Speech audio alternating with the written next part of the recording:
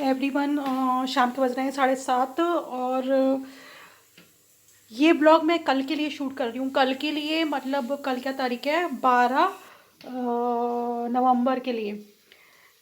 आज का ब्लॉग भी आज ही शूट किया था, जो दिन में शूट किया था वो आज डाल दिया। लेकिन कल का ब्लॉग अभी मैंने शाम से ही शुरू कर दिया है, क्योंकि क्या होता है कभी कभी टाइम नहीं मिल पाता तो प्रॉपर ब्लॉग शूट नहीं हो पाता। तो मैंने सोचा अभी टाइम है, अभी से शूट कर दी हूँ। टाइम तो अभी भी नहीं है पर टाइम निकालना पड़ता है। तो 7:30 बजे हैं और इस समय मैं हूँ अपनी किचन में और आप देखो मेरी किचन का हाल। ये देखो,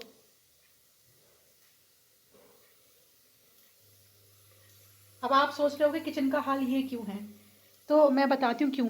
क्योंकि मुझे 1 घंटे के अंदर सारे काम निपटाने थे। मैं लगभग 6:30 बजे से इन सब कामों में लगी हुई हूँ और मैं बताती हूँ 1 घंटे के अंदर मैंने सारे काम क्या क्या निपटा लिए। आप खुद देख लेना, तब आप कहोगे कि हाँ ये फैलाव गलत नहीं है और ये 5 मिनट में सब सिमट जाएगा। लेकिन काम मेरे ऑलमोस्ट सारे निबट गए, क्योंकि गुनगुन शाम को ही सोई थी। जब मैं दोपहर में ऊपर से आई थी ना, मैंने दिखाया था जब वो उठ गई थी, तब से सोचो मैं उसके साथ ही लगी हुई थी। मुझे आराम का भी टाइम नहीं मिला। और फिर जैसे ही ये सोई हैं, चाय पी के बस मैं काम में लग गई हूँ कि वो उठे उससे पहले मैं सारे काम निपटा लूँ। तो मैं दिखाती हूँ मैंने क्या क्या काम निपटाए हैं इतनी देर में। और बस ये 5 मिनट में ये सब जो समिट भी जाएगा। अभी दिखाती हूँ मैं क्यों ये मेरा किचन फैला हुआ है। ये सिलवट्टा मैंने मंगाया था, दोपहर मैंने बताया था जायफल घिसने के लिए। तो जायफल देखिए, जायफल रखा हुआ है। जस्ट अभी मैंने उसको घिस के उसको दिया है दूध में मिला के। 2 मिनट के लिए अभी उठी थी तो ये बस उसी कटोरी रखी है, दूध में मिला के मैंने उसको दिया था। ये आटा लगा हुआ रखा है रोटी बनाने के लिए। उसके लिए ये तवा रेडी रखा है, यानी कि सारी तैयारी करके रख ली है ना, ताकि एक साथ सारे काम होते जा रहे हैं। और ये दूध अभी शाम को आता है ना, दूध मेरा एक भैंस वाला दूध आता है और गाय वाला। तो अभी किचन में जगह नहीं थी तो मैंने भैंस वाला उबाल के रख दिया है, गाय वाला रखा है अभी फ्रिज में, वो बाद में उबालूंगी। और ये इसमें मेरी बन रही है धुली मूंग की दाल, क्योंकि जैसे कि मैं बता चुकी हूँ मसूर और मूंग की दाल के अलावा और कोई दाल नहीं खा सकती। और दाल मेरे खाने मस्ट है, चाहे दोपहर के खाने में हो चाहे शाम के खाने में। तो इसमें मेरी धुली मूंग की दाल बन रही है और इसमें साथ के साथ बन रहा है मेरा मेथी का साग, जो ऑलमोस्ट बन चुका है। अभी दिखाती हूँ मैं आपको, बस 5 मिनट रह रहे हैं इसके पकने में। ये देखिए, तो ये बस 5 मिनट रह रहे हैं इसके पकने में। तो सोचो इतने सारे काम मैं एक साथ कर रही थी, जल्दी जल्दी साग काटा। और आपको पता है सागों में सबसे ज़्यादा टाइम लगता है, कम से कम उन्हें 3-4 बार तो धुलना होता है अच्छे से। तो ये रखिए टोकरी जिसमें साग धुला था। अब समझ गई ना आप क्यों फैला हुआ ये किचन। तो टोकरी में मैंने धो के रख दी है और उतनी देर में मैं दाल भिगो दी थी, साथ के साथ दाल उबलने रख दी। इसमें पानी भी मैंने गर्म करके रख दिया है, जो ल्यूक वार्म अभी हो जाएगा तो उसको मैं बॉटल में भर लूँगी। गुनगुन की बॉटल धो के रख दी है। और ये देखो सिंक भी मैंने धो के रख दी है, सिंक मैंने धो दी है। और सिंक जब धोती हूँ तो खाली मैं सिंक नहीं धोती हूँ, सामने के टाइल्स और ये टंकियाँ वगैरह सब धोती हूँ। तो ये भी उतनी देर में मैंने क्लीन कर दिया है। और क्या कर दिया मैंने इतनी देर में, हाँ ये देखो, बस ये अभी रह गया है, क्योंकि ये आप देख रहे हो ना अजवाइन मेथी, ये मैं बाद में धोई थी क्योंकि उसमें डायरेक्ट पानी आ रहा था तो पहले सिंक की धुलाई कर दी थी मैंने। तो अजवाइन का पानी भी बना के मैंने इतनी देर में पी लिया। देखिए वो रखा है फ्राई पैन, और इस फ्राई पैन को मैंने पानी से धो के रख दिया, क्योंकि इसी में फिर सुबह क्या है चाय बन जाएगी। तो इसलिए ये फैला हुआ था कि एक संग इतने सारे काम किए हैं। अब आप समझ गए होंगे, है ना। और अब ये निपटता कैसे जाएगा, सब्जी मेरे बनने पे आ गई, इसको अभी हाथ के हाथ में कर लूँगी उसमें किसी छोटे बर्तन में। दाल भी मेरी बनने पे आ गई है, इसे अभी छौंक लगा दूंगी तो ये कुकर खाली हो जाएगा। दूध मेरा उबल चुका है, अब इसको थोड़ी देर में फ्रिज में रख के दूसरा गैस दूध उबलने रख दूंगी गाय वाला। इधर तवा रख जाएगा, इस गैस पे रोटियां बन जाएंगी मेरी, ये अभी हटाई दूंगी। तो बस, और कैसरोल रखा है इसलिए क्योंकि उसमें रोटियां बना के रखनी है।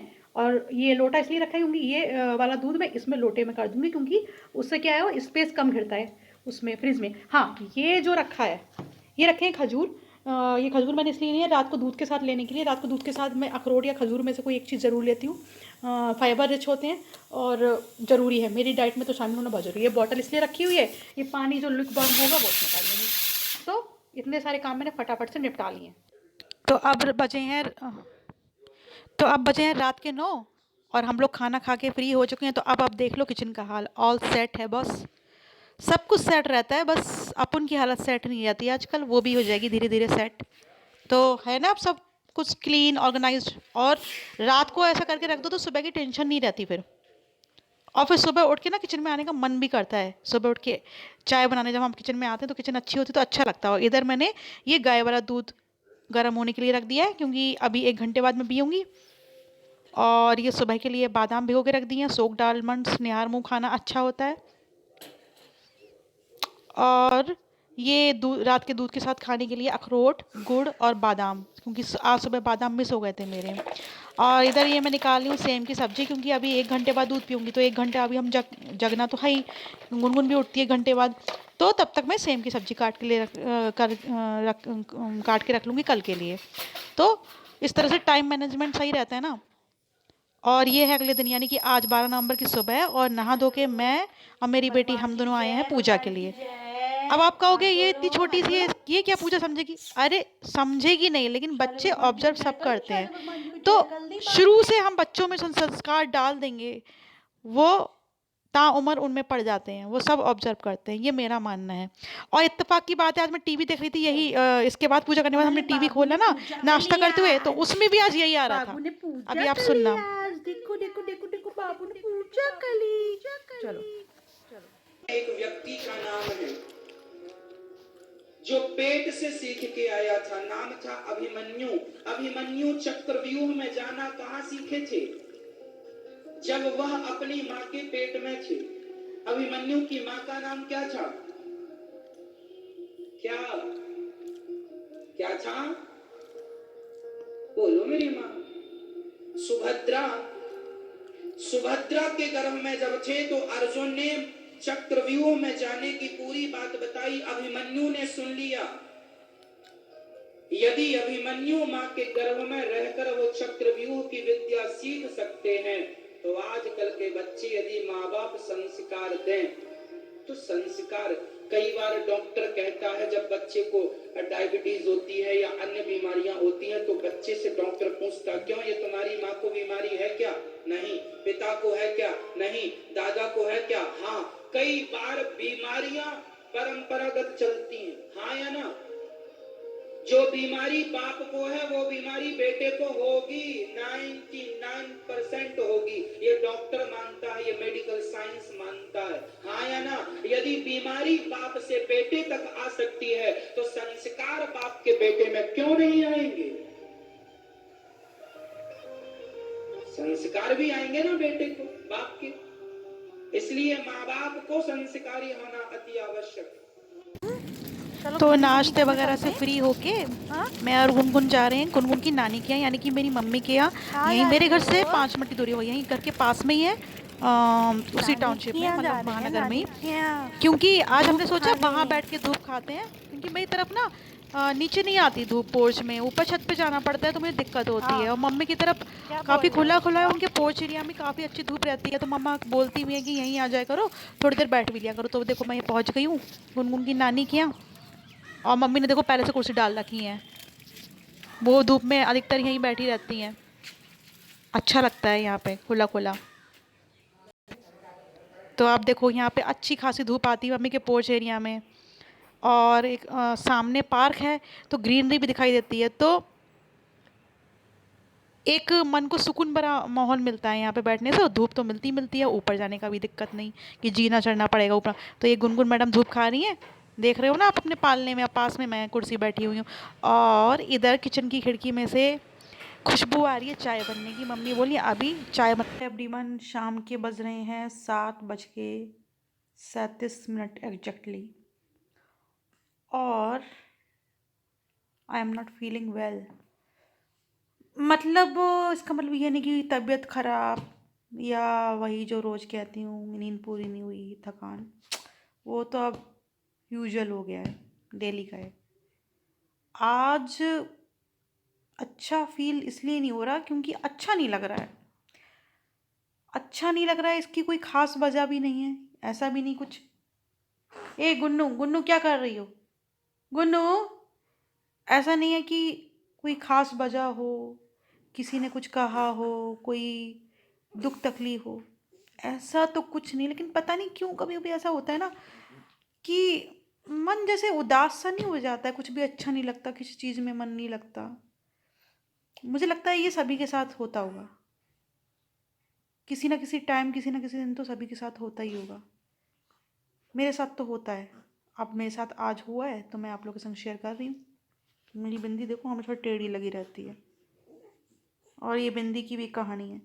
मैं इतनी बड़ी बिंदी भी पता है कभी नहीं लगाती, इस बहुत ही माइनर वाली बिंदी लगाती हूँ। तो मेरा तो पता नहीं कब से मार्केट जाना नहीं हुआ है। अभी दीपावली के टाइम हुआ था जो शॉपिंग वाला ब्लॉग शेयर किया था, लेकिन वो भी इतनी जल्दी जल्दी में गई थी कि अपनी चीज़ें ही लाना भूल गई।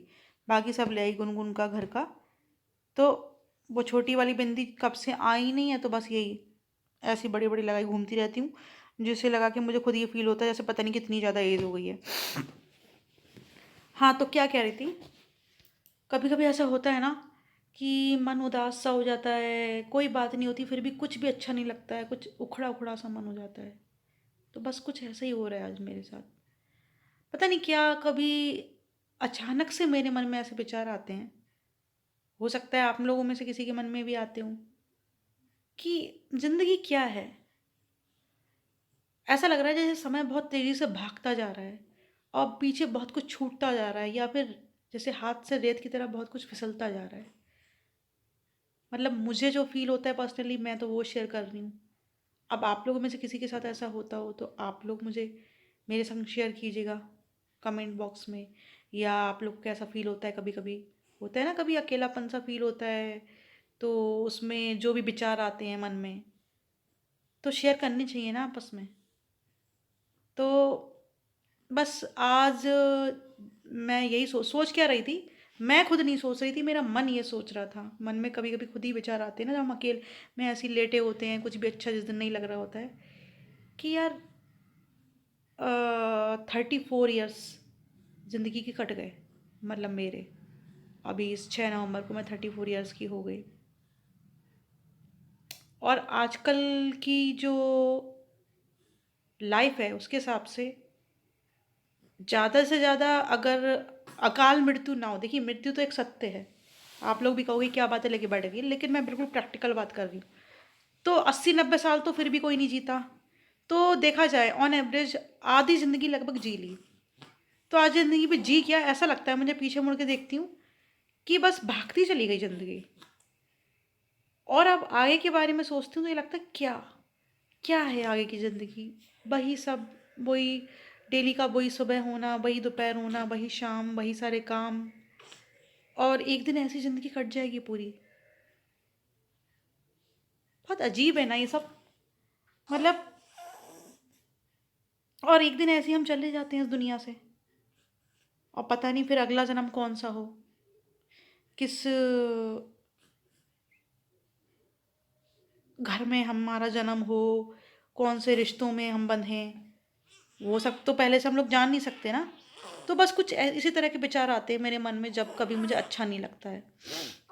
और ऐसा नहीं है आप लोग को ये सोच लो पता नहीं क्या परेशानी वाली ना, कोई मेरे ऐसा नहीं कि कोई आज परेशानी वाली बात हुई हो, किसी ने कुछ कुछ नहीं है ऐसा। ऐसी कभी कभी मेरा मन उखड़ जाता है बहुत ज़्यादा। पहले क्या था, जब कभी मुझे ऐसा लगता था तो मुझे डायरी लिखने का बहुत शौक था। मेरी डायरी मेरी कहते हैं ना बेस्ट फ्रेंड समझ लो या सोलमेट समझ लो, वो मेरी डायरी हुआ करती थी। मैं जब किसी से कोई बात शेयर नहीं कर पा रही और मेरे अंदर बहुत कुछ चल रहा होता था, तो वो सब कुछ मैं अपनी डायरी पे लिख दिया करती थी। और ये चीज़ मैं काफ़ी यंग एज से, यानी कि टीन एज से, 16-17 साल की एज से कर रही थी। पर पता नहीं इधर आके तो मुझे क्या हो गया, अब मुझे डायरी भी लिखने का मन नहीं करता है। अगर कभी ऐसा मुझे फील हो रहा होता है तो मुझे डायरी लिखने का भी मन नहीं करता है। या कहो कि आलसी ज़्यादा हो गई हूँ, मन करता है लेकिन इतना भी आलस हो गया है कि डायरी कौन उठाए पेन कौन उठाए। जो भी है, फिलहाल यही है कि आज बड़ा उखड़ा उखड़ा सा फील हो रहा है यार, बिल्कुल अच्छा नहीं लग रहा।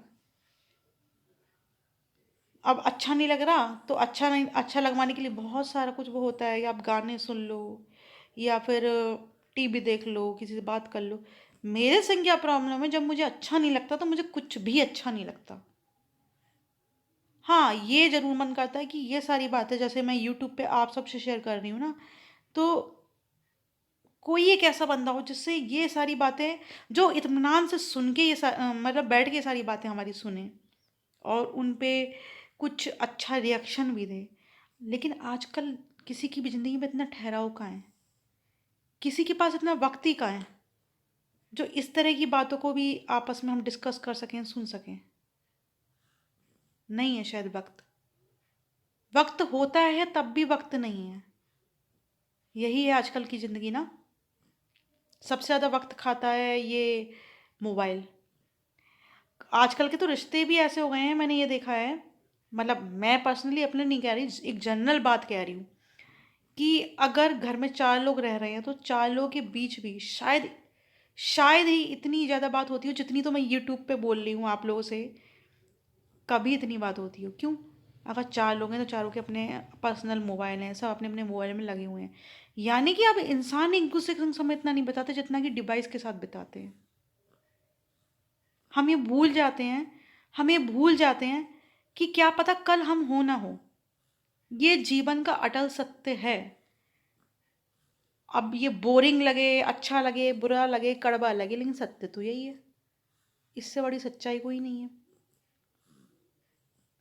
तो जो मन में आ रहा था ऐसे ही मैंने कहा चलो, पता नहीं क्या मुझे खुद भी नहीं पता मैं क्या बकवास कर रही हूँ।